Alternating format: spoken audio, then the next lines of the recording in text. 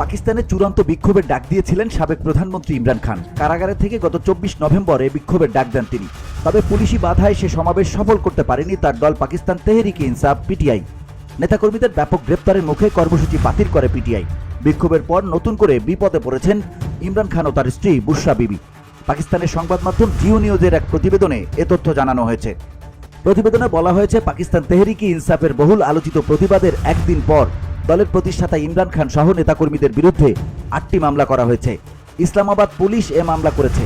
প্রধানমন্ত্রী শাহবাজ শরীফ স্থিতিশীলতা বজায় রাখতে কঠোর সিদ্ধান্ত নেওয়ার আহ্বানের পর পুলিশ এ মামলা করে। বুধবার ফেডারেল মন্ত্রিসভার বৈঠকে প্রধানমন্ত্রী বলেন, আমাদের সিদ্ধান্ত নিতে হবে যে আমরা পাকিস্তানকে বাঁচাবো নাকি বসতে দেব। প্রধানমন্ত্রীর এমন বক্তব্যের কয়েক ঘন্টা পর এসব মামলা হয়েছে।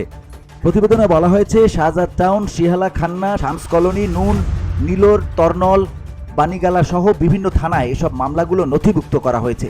সম্প্রতি দায়ের করা এসব মামলায় ইমরান খান ছাড়াও তার স্ত্রী বুশরা বিবি এবং পিটিআইয়ের কেন্দ্রীয় নেতৃত্বের নাম রয়েছে।